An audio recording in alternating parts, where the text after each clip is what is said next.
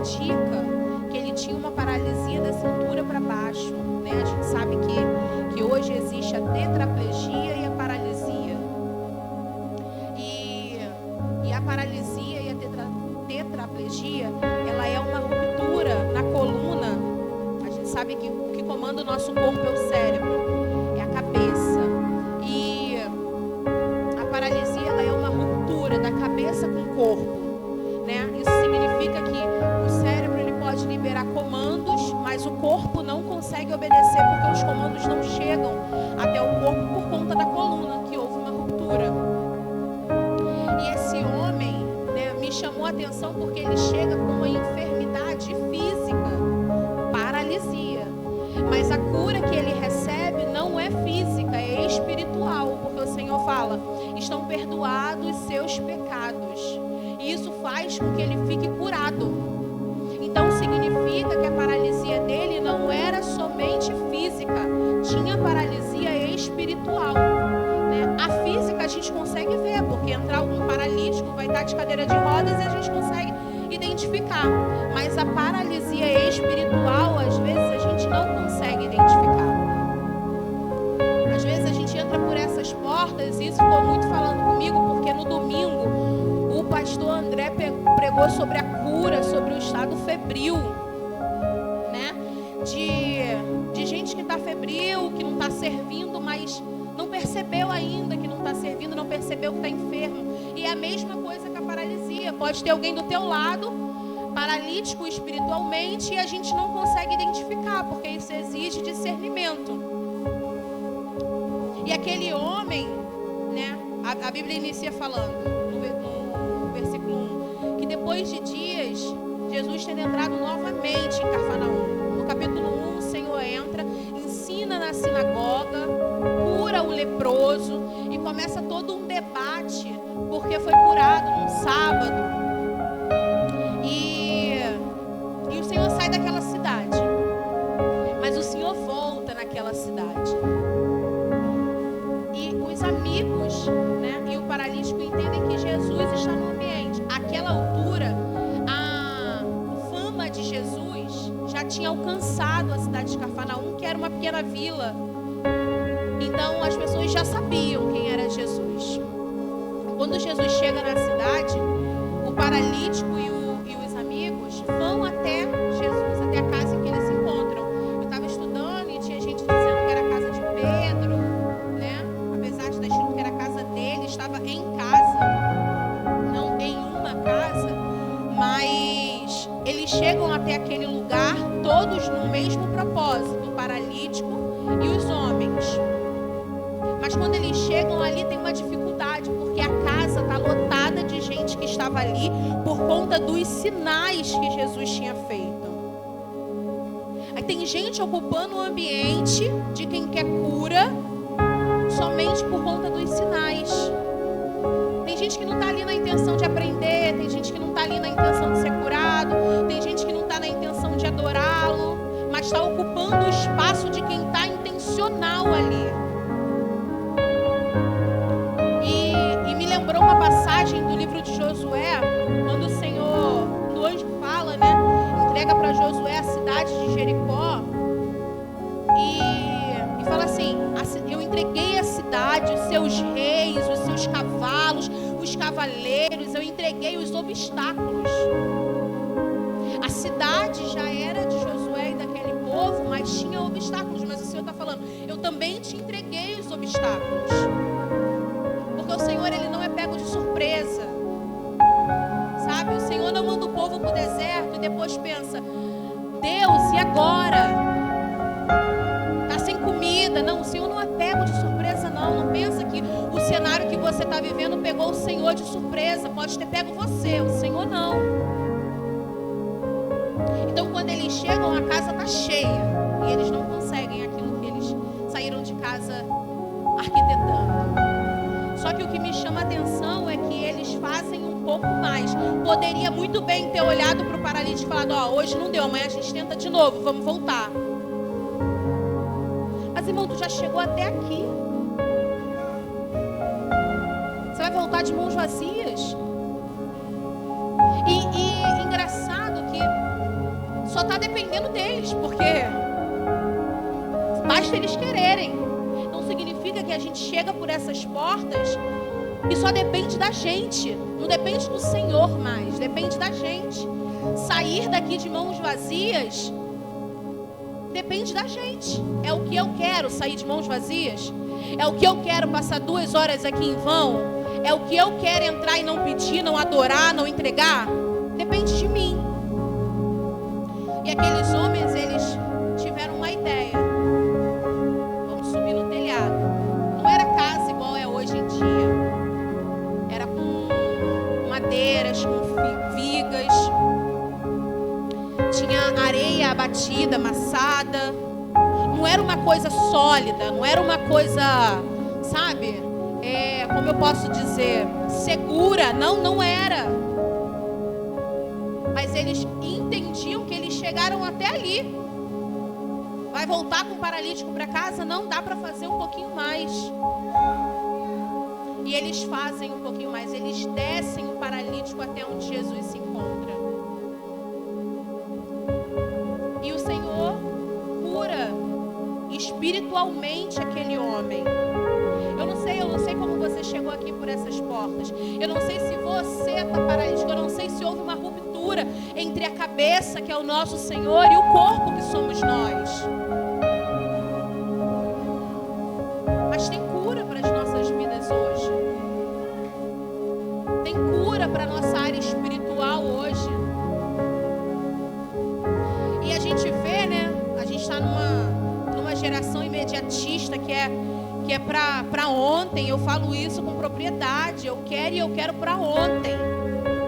Eu não quero esperar nem mais um minuto. Mas quando a gente olha para os nossos antepassados, a gente vê que foram homens e mulheres que oraram por anos. Abraão e Sara clamando por um filho por anos.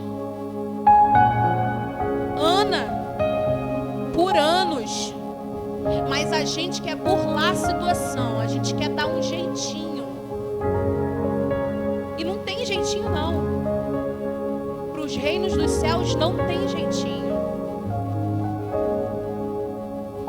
E a gente vê, né, jovens, adultos, entrando e saindo da casa do Senhor. Hoje está crente, amanhã não está mais, porque houve essa ruptura. A cabeça, ela já não consegue mais direcionar o corpo. E há um perigo nisso. Há um perigo nisso. A cabeça precisa direcionar o corpo. O corpo não anda sozinho. O corpo não escolhe sozinho. O corpo não se aconselha sozinho. É necessário a cabeça. O nosso Deus, o nosso Cristo. Não tem como a gente dizer que o serve, que o adora, que é dele, que somos dele, se fazemos e escolhemos as coisas sozinhos. Porque aí há a ruptura, irmãos. A ruptura. O Senhor não nos quer paralítico. Engraçado que para a medicina tem casos que são irreversíveis, mas o Senhor nessa manhã está dizendo: todo caso de paralisia é reversível na presença do Senhor. Tem cura para minha e para a tua vida. Tem reestrutura para minha e para a tua vida.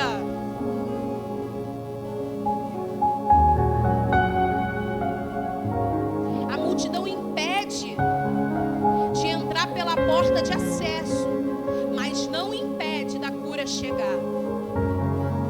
No grande dia, não vai adiantar a gente chegar para o Senhor e falar: Senhor, eu não fui curada, apesar da cura já ter sido liberada, por conta dos outros, por conta das limitações. Não vai adiantar eu falar para o Senhor que aquilo que Ele depositou na minha mão, como foi pregado pela Rayane, eu não usei por conta dos outros, por conta de limitação. Porque se um consegue dar um jeito e entrar, se a porta de acesso não está liberada, eu dou um jeito de entrar por outro lugar. Se um consegue, todos conseguem. Porque às vezes a gente precisa se esforçar um pouquinho mais, fazer um pouquinho mais. Porque a gente está numa fase de, Eu pude pouco e entreguei isso aí. Só que no grande dia o pouco não vai servir. Enterrar o talento não vai servir. Enterrar aquilo que o Senhor entregou não vai servir. Existe algo liberado para mim e para a tua vida. Mas só depende de mim e de você. Porque o céu já liberou. A cura já estava liberada para aquele homem. Mas dependia dele, daqueles homens, de se esforçarem um pouquinho mais. A gente acha que a vida espiritual, o reino dos céus, é algo como dizem por aí, é um morango. Não, não é. É guerra, é luta. E a gente não pode se ausentar porque é luta. Não, a gente tem que se fortalecer para lutar. No grande dia, chegar e dizer que a luta foi muito grande, irmão, foi muito grande para todo mundo. Está todo mundo no mesmo barco. Como foi falado, está todo mundo com problema. Mas se um está vencendo, irmão, a gente vai vencer junto. Talvez o que você precisa é de 4 amigos que te faça chegar um pouquinho mais perto. Talvez o que você precisa é olhar para a porta de acesso e falar, ela está trancada. Tá bom, eu dou um jeito, eu entro por outro lugar. Sem cura eu não saio. Porque isso parte da acomodação. Aí você pensa, o anjo liberando, Josué, a cidade é sua. Os carros, os cavaleiros, os homens fortes, é seu, eu te entreguei, está nas tuas mãos. Aí você imagina Josué chegar e ver a cidade cerrada. Ninguém entra, ninguém sai. E fala, é minha, mas está fechada, então é melhor voltar. Não tinha sido entregue? Você está voltando por quê? Você está desistindo por quê? Às vezes a gente desiste na porta, irmãos. A um passo do milagre a gente volta atrás. A um passo do milagre a gente acha que o Senhor não vai fazer. Às vezes a gente pode pensar assim, acho que nem o Senhor contava com isso. Mas como eu falei, o Senhor não é pego de surpresa. Jesus e os discípulos estão no monte, tem uma grande multidão. Todo mundo com fome, passou o dia inteiro ouvindo, precisava comer. Aí o Senhor vira para os discípulos e fala, e a comida para esse povo? Você acha mesmo que Ele não ia dar um jeito? Você acha que o Senhor não conhece a tua necessidade? Você acha que o Senhor não entende as suas limitações? Entender é diferente de aceitar. Eu entendo, mas dá para fazer mais. O Senhor também poderia mandar o povo embora com fome, voltar, porque não tem comida, então se não tem, não tem. Mas até Ele fez um pouquinho mais. E usa o que se tem. O que se tem? 5 pães e 2 peixinhos. Então multiplica o que você tem. Talvez a sua força hoje não seja enorme, mas usa esse 1% de força hoje. Às vezes você saiu de casa, chegou aqui com seu 1%, mas é impossível que você saia com 1%.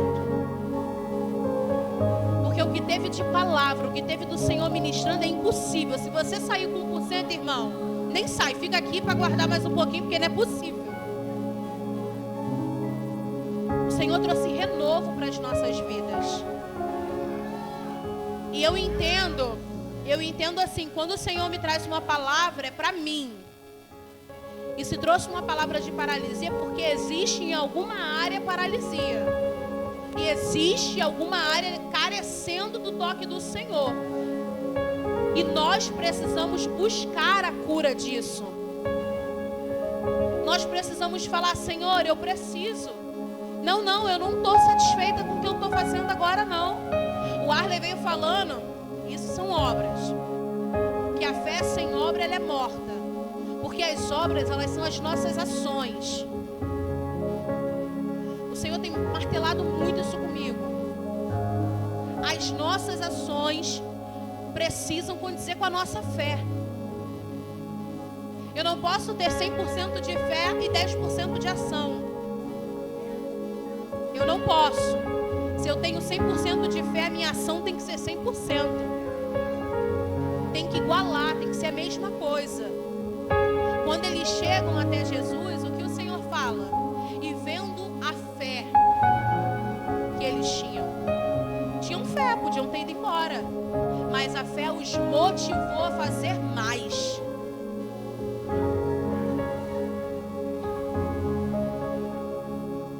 A fazer mais. A sua fé é só fé de falar? A sua fé é só fé de quarta e domingo? A sua fé é só de um sábado no mês? Porque se for, irmãos, precisamos multiplicar essa fé.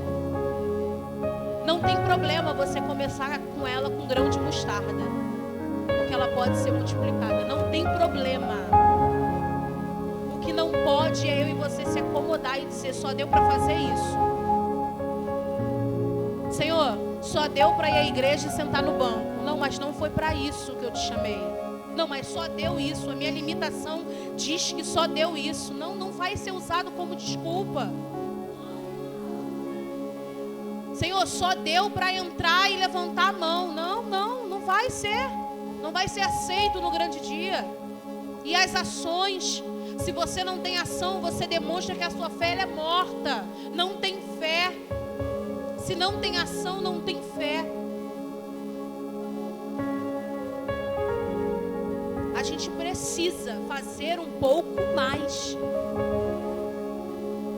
Lilian, mas você não conhece a minha dor. Irmão, tudo bem, vamos orar então pela sua dor.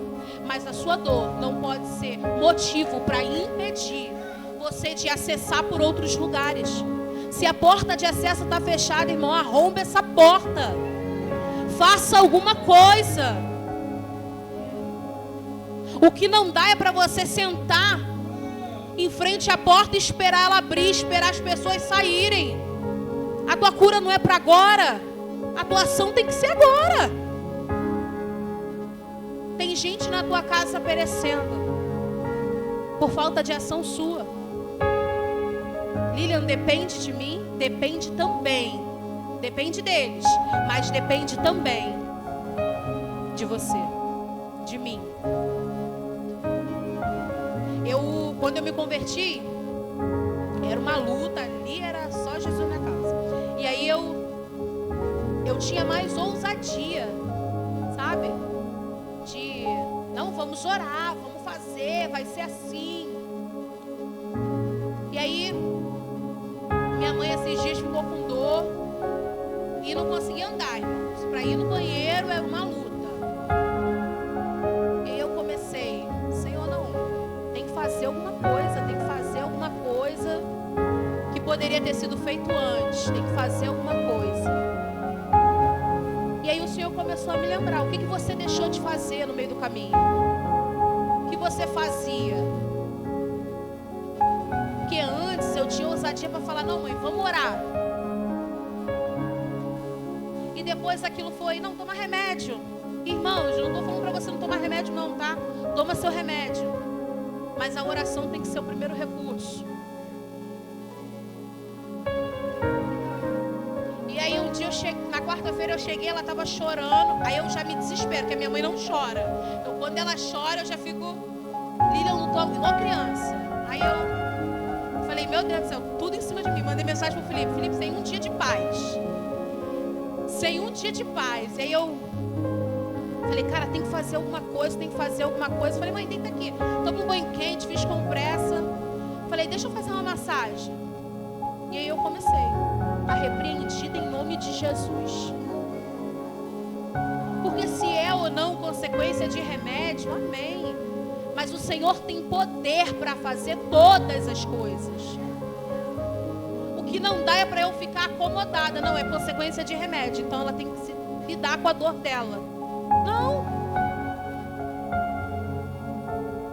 Age diferente. Às vezes a gente inicia com um gás imenso, mas no meio do caminho o gás vai acabando e hoje você não entende por que está paralítico espiritualmente, porque você foi perdendo gás no meio do caminho. E o Senhor está dizendo, reabastece mais um pouco. Faz mais um pouco.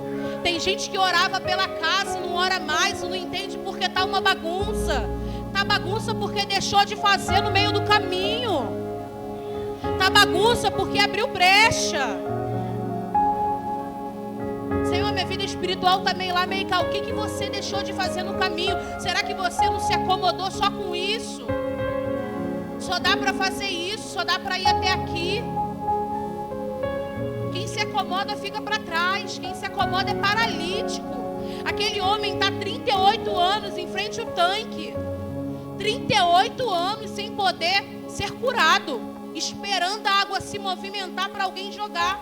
Será que eu e você não estamos esperando alguém fazer por nós o que eu e você deveríamos ter feito? A gente terceiriza.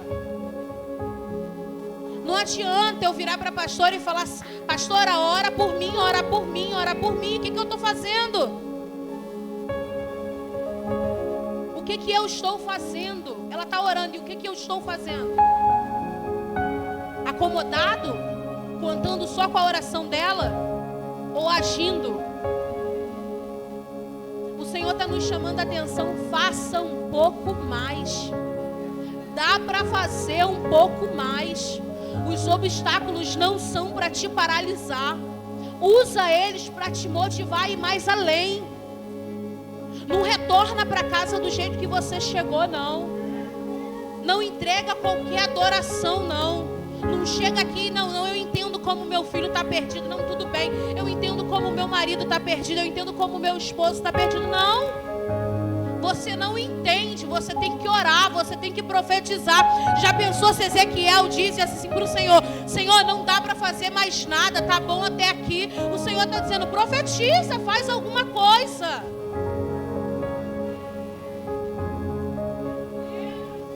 Seja um Ezequiel na tua casa, faça alguma coisa. Está vendo os ossos sequíssimos e está acomodado. Faça alguma coisa. Seria uma grande nação, um grande exército. Já tinha palavra liberada. Mas o Senhor quer usar Ezequiel. Se levante, Ezequiel, profetiza. Faça alguma coisa. Que nessa manhã a gente venha sair daqui com essa intenção. Senhor, eu vou fazer alguma coisa. Começa a pedir orientação do céu. Senhor, como eu faço para isso? Como eu faço para aquilo outro? Como eu faço para a cura chegar, para a libertação alcançar a minha casa? Como eu faço para eu ser uma serva melhor? Como eu faço para eu ser uma esposa melhor, uma filha melhor, um esposo melhor? Como eu faço? Mas faça. A gente consegue, num casamento, num namoro, a gente consegue ter amor, carinho, sem cuidado? Não consegue, irmãos. Sem demonstração? Não consegue. Não sobrevive. Um relacionamento não sobrevive sem demonstração. E é por isso que às vezes o nosso relacionamento com o Senhor desmorona. Porque só teve demonstração da parte dele. Mas não teve demonstração da nossa parte. Eu falei isso domingo. Às vezes na nossa boca diz muito eu te amo, mas as nossas ações desprezam o Senhor.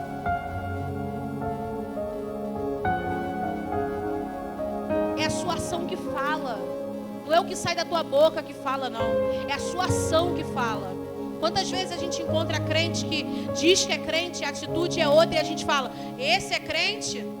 Mas a boca dele diz que é, mas a ação diz que não. O que as nossas ações estão dizendo da gente?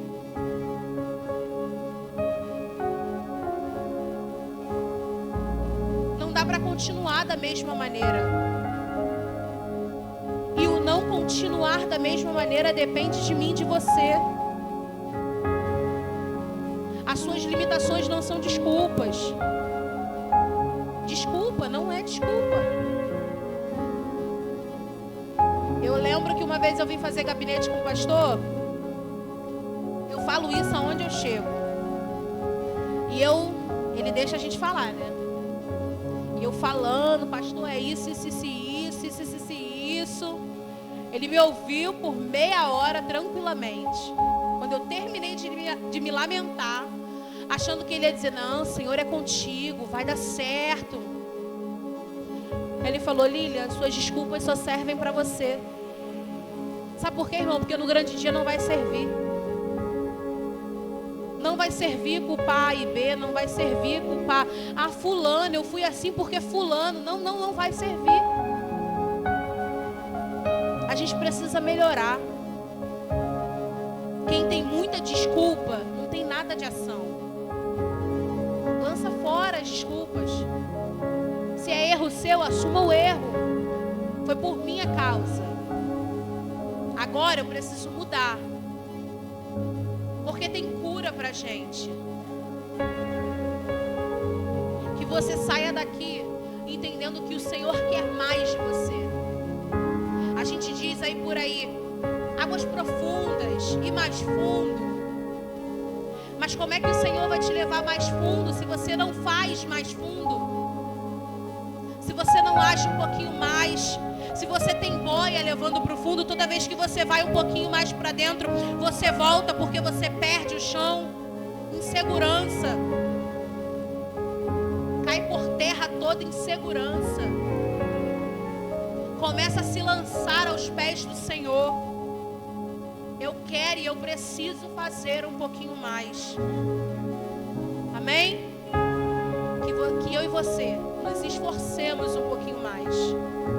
Porque quando foi para o Senhor entregar, Ele entregou a totalidade dele. Amém? E assim eu agradeço a minha rica oportunidade.